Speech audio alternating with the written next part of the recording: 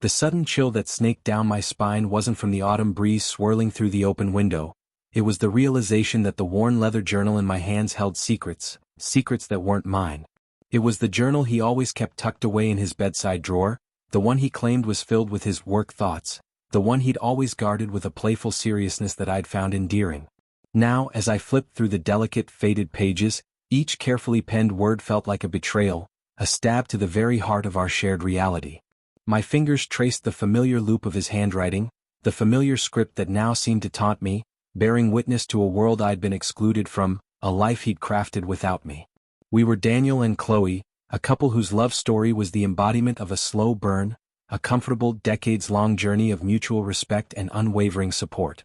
We had built a life, a home filled with shared laughter, quiet evenings, and the comforting rhythms of a life well lived together. We were two halves of a whole, or so I had believed. For 20 years, we had navigated life's ups and downs, from raising our children to watching them grow and leave the nest, always together. However, lately a subtle shift had occurred, a growing distance that had been both unsettling and difficult to ignore. He was spending more time alone, his phone always turned face down, his laughter less frequent, his touch less frequent. He'd become a stranger in the familiar landscape of our home. Now this journal, a tangible testament to a secret life, a betrayal that cut deeper than any wound. My hands trembled as I began to read. The first few entries were innocuous, filled with the mundane details of his day, but as I turned the pages, the tone shifted. The entries became more personal, filled with longing and a yearning that had nothing to do with me. There were poems, sketches of a woman's face, and the repeated mention of a name, Serena. My blood ran cold. Serena. The name was like a shard of ice, piercing the fragile facade of our supposed happiness. This was the person he was sharing his thoughts with. This was the person he was pouring his heart into. This was the person I knew who had replaced me in his affections. As I delved deeper into the journal, I found myself lost in a labyrinth of emotions.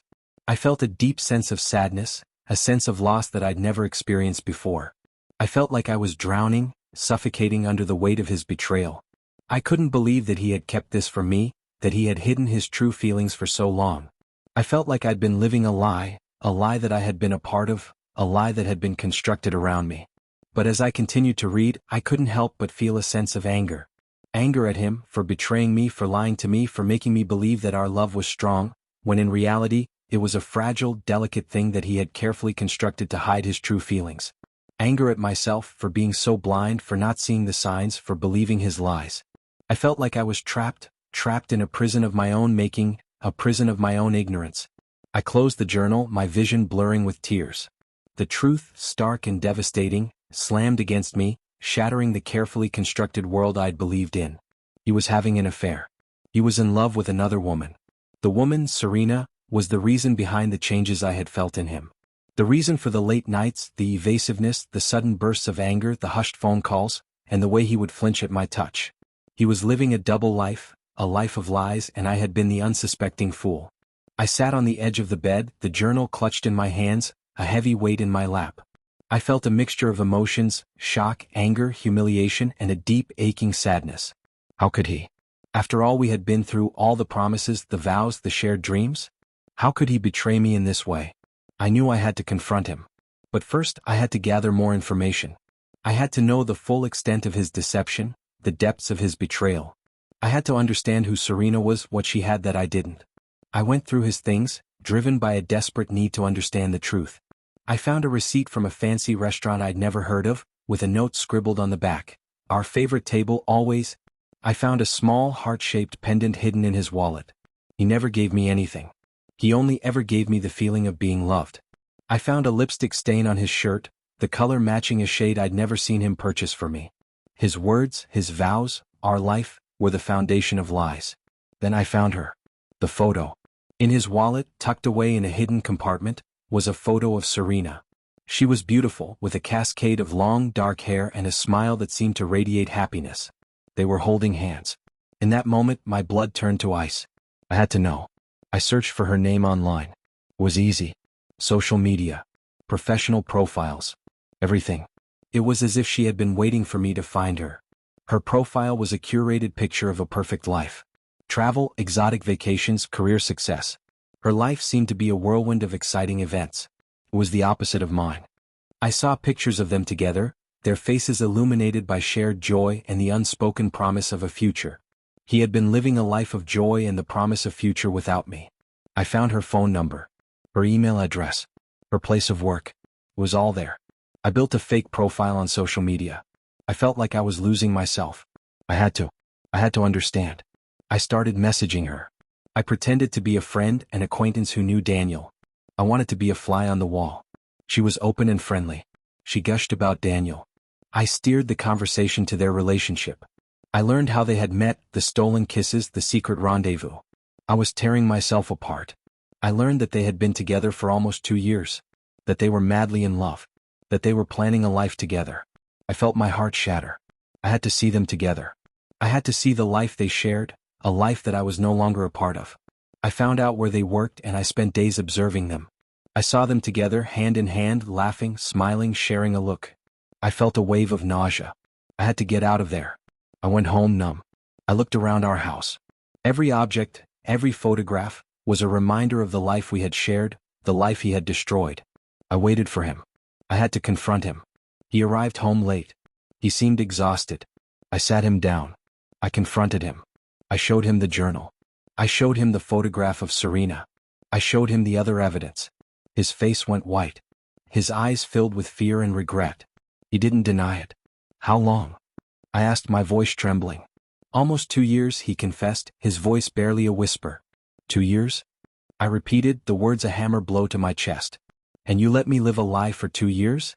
He admitted everything. The lies, the affair, the secret rendezvous. He told me that he loved Serena.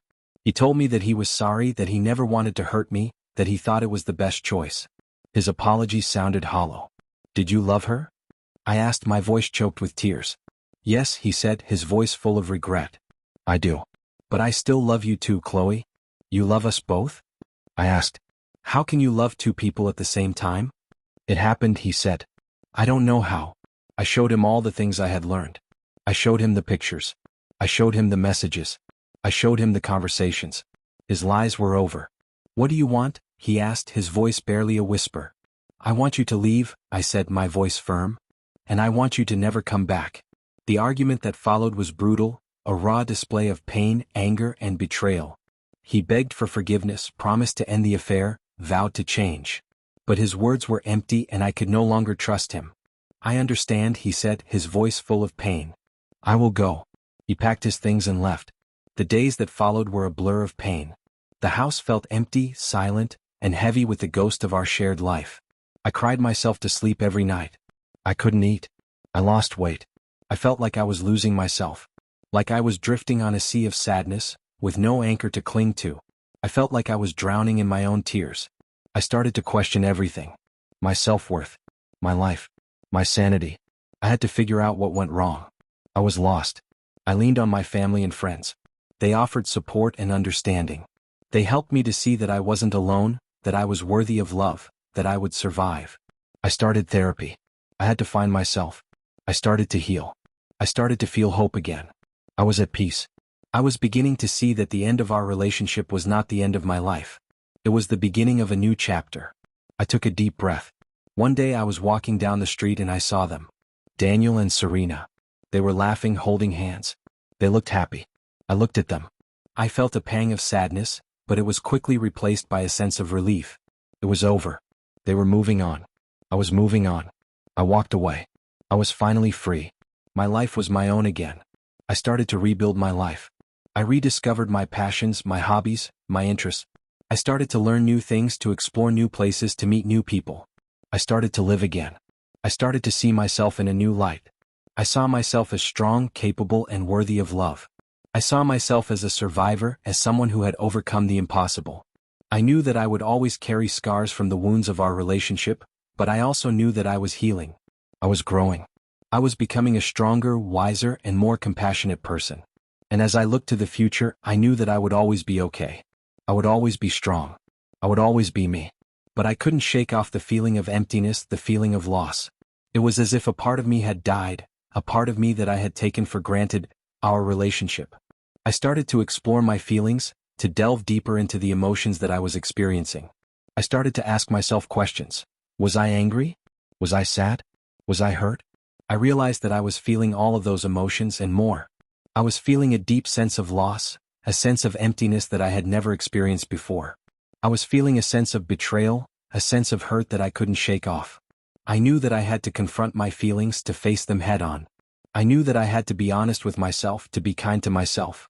I knew that I had to take the time to heal, to grieve, to move on. And so, I started to do just that. I took time to heal. I grieved for the loss of our relationship, for the loss of the life we had built together. I grieved for the pain and the hurt that I had experienced. I also started to move on. I started to see the world in a new light. I started to see myself in a new light. I started to see that there was beauty in the world, that there was beauty in myself. I started to explore new interests, new hobbies, new passions. I started to meet new people, to make new friends. I started to live again.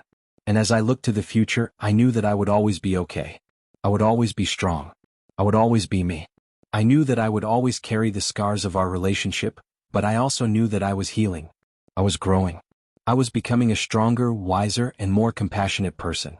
And as I walked away, I knew that I was finally free.